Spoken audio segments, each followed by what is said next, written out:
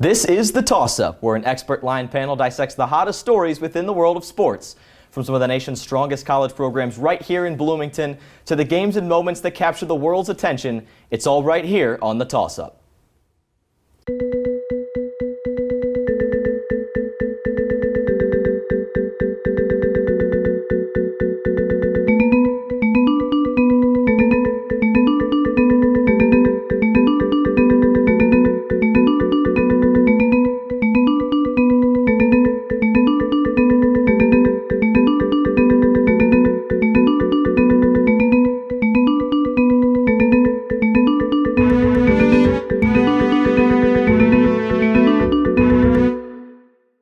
Well, the NBA offseason has been filled with storylines, despite the Warriors' dominance being the main thing. Only in a league that is so entertaining with so many different personalities can stay relevant with all these storylines and all these moving pieces. And on tonight's episode of The Toss-Up, I'm joined by Ben Ladner, Maya Engel, and Ben Steiner. We got two Bens. It's going to be awfully confusing. Ben number one, you're standing next to me. I will start with you. The first question is, the Warriors added DeMarcus Cousins. That's a huge asset that they can have, and it filled really the only weak spot that they had for the last 2 or 3 seasons. What needs to happen for them not to win the title this year? Quite a bit. I mean, I expect them to be the favorite by a lot. I think they're obviously the best team, and whatever happens in the regular season, they tend to coast. They tend to kind of take things easy. But with 5 All-Stars in that lineup, we don't know how DeMarcus Cousins is going to look coming back, but I don't expect him to be too far off of the player he was. At least physically, his role, I think, is going to be a little bit different. But, if they suffer an injury to Steph Curry, Kevin Durant, Klay Thompson, Draymond Green, even one that's minor like we saw in 2016 and 2018, where Steph slips on a wet spot and tweaks his knee or something like that, and then one of Houston, Boston, or Toronto really clicks and finds their stride, I could see it happening then, but aside from that, it's going to be really hard to knock these guys off. I completely agree. This team is totally made up of superstars, and now they just added another superstar. And although DeMarcus Cousins does have a little bit of a negative history, he's still going to be an amazing addition to the team, and it might take them a little bit to build up that chemistry with the new All-Star. And I think that would be the one thing that would put the Warriors back a little bit. But even once they do build up that chemistry, there's no set for sure they're going to win, because we've seen plenty of teams with All-Stars before who didn't end up winning. This is a baseball reference, but I once saw a tweet that said, imagine a team with Miguel Cabrera, Justin Verlander, JD Martinez, Victor Martinez, Max Scherzer. That'd be amazing. And then they were like, oh, wait. Yeah. That is a team. The Tigers had all those players literally made up of All-Stars and didn't do anything with it. So really, they need to build up that chemistry, and like I said, even then, that doesn't guarantee them a win, but they are the Warriors, so they do have a very good chance of winning. I mean, I think there's zero chance that the Warriors don't win. Their biggest competitor is themselves. We saw last year, Andre Iguodala was drawing up plays for them during the regular season. They were so bored. There's no chance that a team has even close to the same amount of talent as them. Their biggest challenge is coasting, as you alluded to earlier. They get bored. There's 82 games in a season, and this is their third year at this. But, they've been going at this for a while, and there's just no way a team matches up to them talent caliber-wise. Fifth year, really. Yeah. You talk about the final streak. And I think that challenge of adding Cousins into the mix will help keep them engaged. I think that'll be something that they'll have to, put some effort into, whereas in seasons past, it was just kind of like, okay, this is our team, and you're coasting through the regular season. But getting Boogie back, I think, will give them at least something to think about. And as you allude to, Curry's health, too. You never know. He always has some sort of small injury that lingers. You never know. We've seen it in the finals before. So themselves is their own worst enemy. When you get a bunch of mental alphas in the same room, all bets are off. Anything can happen. There can be a lot of headbutting there. The biggest mental alpha, perhaps, in the history of sports is LeBron James. And he's, as we all know, off to L.A., and the roster he's kind of put together around him has been labeled as the meme team with Lance Stevenson, JaVale McGee, and Rondo. But a lot of people are thinking that this roster on paper is better than what LeBron had in Cleveland last year. How good can this Lakers team actually be? Well, I think people are paying a lot of attention to that meme team, like you mentioned, Lance Stevenson, JaVale McGee, Rajon Rondo, Michael Beasley, all these guys they signed in the offseason. To me, the guys who are going to be more important to their success are the Josh Harts, Brandon Ingram, Lonzo Ball, Kyle Kuzma. These younger guys, I think, are going to play much bigger roles than these veterans that they signed. And look, for the price they got them and for the roles that they're going to play, I don't think they're bad pickups. You add in the fact that they were all one-year deals, so they can either trade them this season at the trade deadline or let them walk next season and clear cap space to sign another big free agent. I don't think these signings were too bad, as much as people criticized them online maybe and kind of made fun of that mix that they have.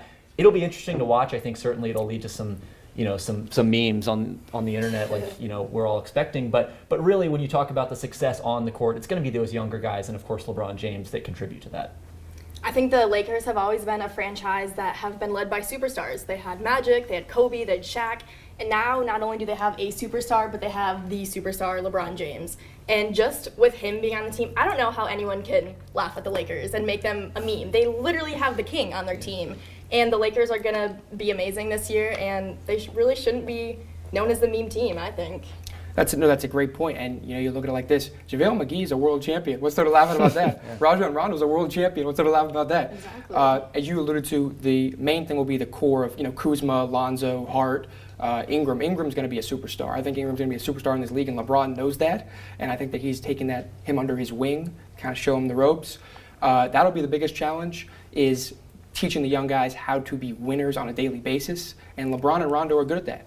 I think we're going to see a good Lakers team, and I like them to go to the Western Conference Finals if they get a favorable matchup.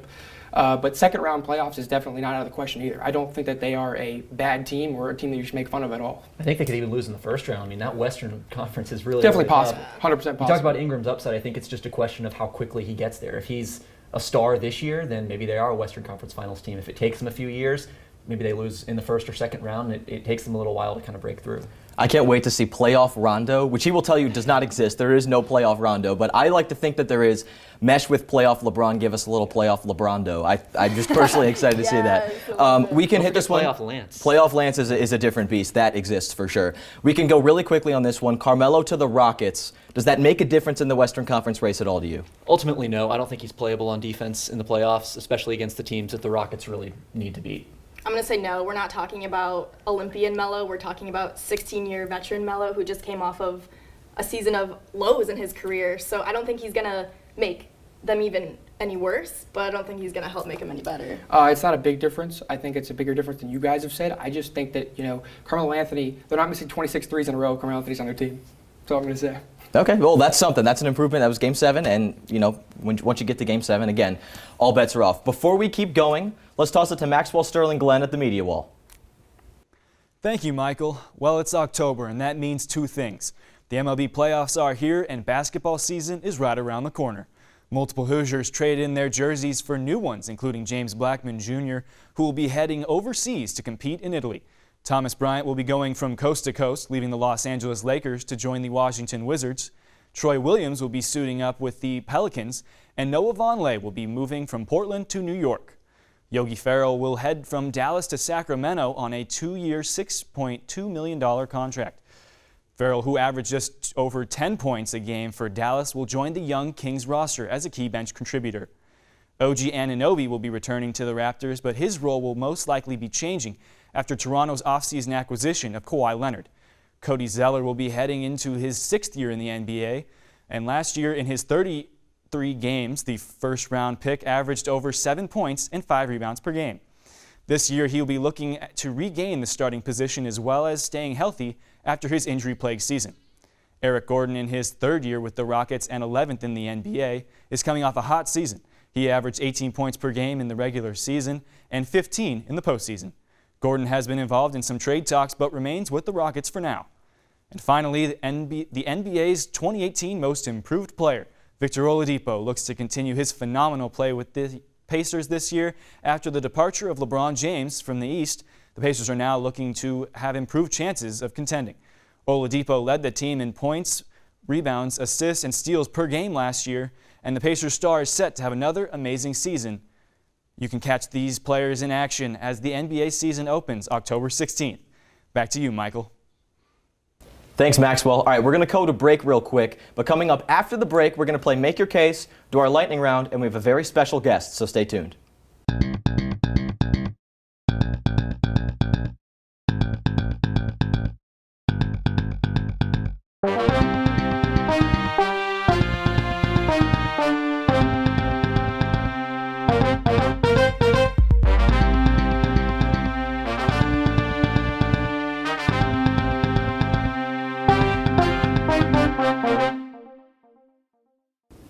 Welcome back to the Toss-Up. We're talking NBA. Before we continue, we have a very special guest that will be joining us for a segment right now. Let's go to On the Aired with Steve Aird. The problem with Houston for me I mean, with all due respect to Gordon, because I'm an Indiana guy now, the Carmelo thing makes me nervous wherever he's at. I think he's an elite talent. I think it's just hard to play with him. A sleeper team like a Milwaukee, just because of the Greek Freak being crazy and that team playing hard. Listen, I lived in DC for the Wizards are real, and I've never seen anyone faster on a basketball court than John Wall. He takes like 4 steps from one free throw line and he's dunking on the other. So they'll be tough. I think Kawhi is one of the top 5 players in the NBA. I think Toronto has a really good coach who was responsible for a lot of the changes last year in their offense. I think they've got some incredibly long, athletic young guys who play hard. OG's one of them, obviously. The Siakam guy, I think, is just a freak athlete. And then you got some veteran leadership with some guys who have been there and made runs in the playoffs. So I think once the chemistry goes a little bit, they'll get it going. And they have enough this year to win, 45, 50 games and be someone that you got to worry about in the playoffs for sure. Boston was so good last year with the injuries they had, and the 2 guys they picked back up are 2 of the best players in the league. So I think Boston's the class of the East. I think it's Boston over Toronto in the Eastern Conference Final, although I don't want that to be the case. I think it's Golden State over Boston in the final because they'll steal one. They'll have home court. They'll steal one in Boston. They shouldn't. I think Golden State wins in 6, and Boogie Cousins goes off with a triple-double to win the whole thing.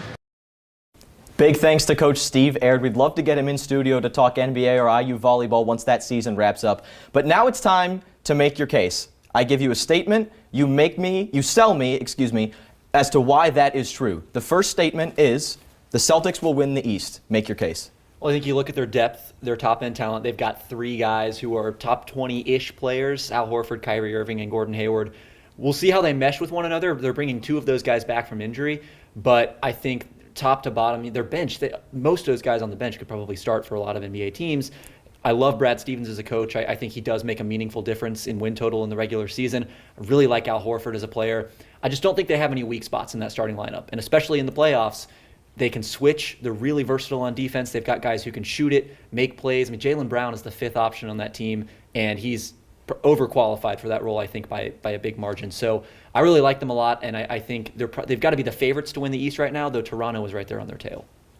I'm just as confident as Jaylen Brown that the Celtics will win the East. Now, last season, they made it to the Eastern Conference Finals, and without Kyrie, without Gordon Hayward, they almost did it. The only team that could stop them was LeBron and the Cavs. So this season, they don't have to worry about LeBron and the Cavs anymore. Now they have the 76ers to worry about and a couple other teams, but I do think the Celtics are the clear winners of the Eastern Conference. I completely agree. They have the best coach in the NBA, Brad Stevens. He's gotten a young group of millionaires to play defense. That doesn't ever happen. They are the best defensive team in the NBA. They have Kyrie Irving, a proven all-star and champion.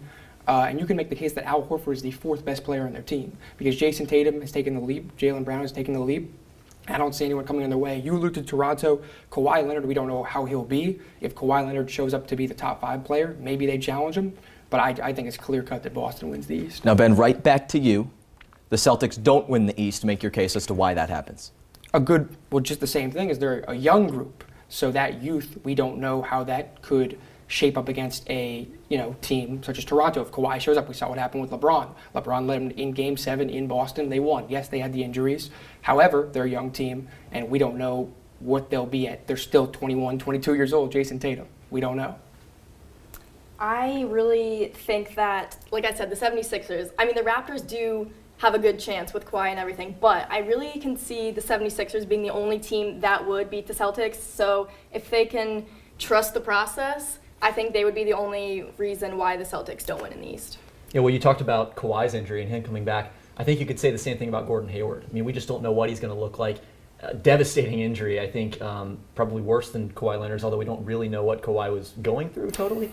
But maybe it takes longer than a lot of people expect to kind of get that mix to work together with Horford, Kyrie, Hayward, figuring out who gets the ball in which situations. I think Tatum, I like him a lot. Maybe he regresses just a little bit, or at least doesn't improve the way that most sophomores do, because he was just so good as a rookie that it's hard to project that linear growth for him.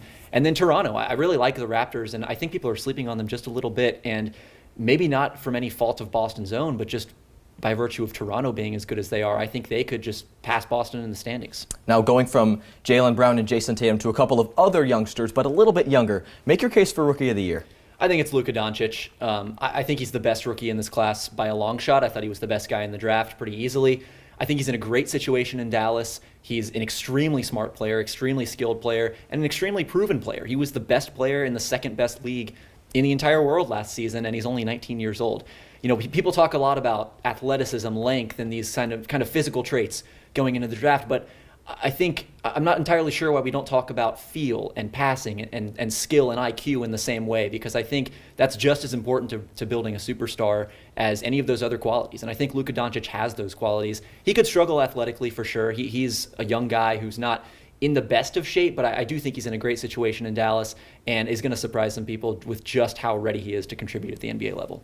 I'm going to go with Jaren Jackson Jr. for Rookie of the Year. He is very young, but he plays mature, and he can pretty much do it all. With his height, he's 6'11", amazing defender, amazing rebounder. He can shoot from behind the arc, and I'm really excited to see what he can do for Memphis this season. Everybody thinks that Cleveland goes in a dark hole every time LeBron leaves. What if I tell you they wouldn't make the 8th seed at the playoffs? Colin Sexton.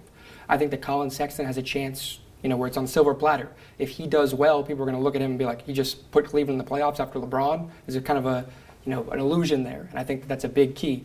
I also spoke to his dad over the summer. They know Tyronn Lue very well. They've known him for years. I don't know if a lot of people know that. So they're very familiar with the head coach, Tyronn Lue. They're very comfortable with him. They've known him since he was maybe 12, 13 years old. I think he's going to be a fantastic two-way player. All right, it's time for the lightning round. The one rule is that you have 10 seconds or fewer to make your case on this. It's not make your case, it is the lightning round. I should have chosen better words there. Your answers have to be 10 seconds or less is basically what I'm trying to tell you. Ben, Sure. I'll start with you. The breakout player this season will be who? I'm going to go with Pascal Siakam, a really athletic, long player who's probably going to come off the bench for the Raptors, but I think could be the piece that unlocks that team at their best, and a team that could, I think, win the championship. I'm going to go with Jason Tatum. He was a rookie last year, but honestly, watching him, I felt like I was watching a 10-year veteran. I'm going to go with Malik Beasley and the Denver Nuggets. I think that he is as a former first-round pick, has a lot of talent. He also told me that he's planning to be the most improved player in the league. I like that pick. Fair enough. Breakout team. Breakout team, actually, I'll stay with Denver. I think that Denver is the breakout team that did not make the playoffs last year. They are loaded with young talent. They've added Michael Porter Jr., Isaiah Thomas. They have sky's the limit for them. I'm going to go with the Lakers, like I mentioned earlier. They should really be taken seriously with LeBron James. They're not a meme team. I like the Denver pick. I'm going to go with the Utah Jazz, though. I like their depth, their continuity, their talent. They're getting Rudy Gobert back. They'll have Jay Crowder in the fold for a full season. Donovan Mitchell should take a step forward. I think the Jazz are going to get the 3 seed in the You West. didn't even mention your guy. Joe Ingles. Joe Ingles. My favorite player. Your favorite player in the NBA, Joe Ingles. All right, I asked you guys both sides of the Celtics winning the East conversation. I want you what you believe will happen. Ben Ladner, we will start with you. I like the Raptors. I think they're a low 60s win team. I think Boston could take a little bit of time to get things together. I think Kawhi will come back the player, maybe not exactly that he was, but close to it. And I like their depth a lot and their versatility on defense. All right, I'm going to make this a lot shorter and just say the Celtics. They're going to win the East. They're going to do it, guys. Trust me. I want to say the Raptors. I'm tired of hearing the baby dinosaurs, but I'm going to have to go with Celtics as well. There's just no way that a team in the East is beating them. Certainly an interesting year in the East. A lot of question marks on the Celtics. Ben, right back to you. It's time for last word. You guys have to pick one word to describe whatever you're feeling about this upcoming NBA season. Fascinating. Oh my gosh, pressure. Pressure's a good one. That's your word? Yes. I'll say uncertainty. Okay, I think all of those are great words, and we'll see what happens. This is a fascinating season, despite the fact that there is one common narrative, and that's the Warriors are the team to beat. They have been for years, and yet there are still so many storylines that we don't know how they're going to play out, and it's just so fascinating when you have all these personalities meshing together. Thank you guys for tuning in to this episode of The Toss-Up. Be sure to continue the conversation on social media. We are at IUSTV Sports on Twitter and on Facebook. Be sure to continue this conversation and give any suggestions that you may have for the show. Toss it up and find out if we'll catch it. We'll see you next time.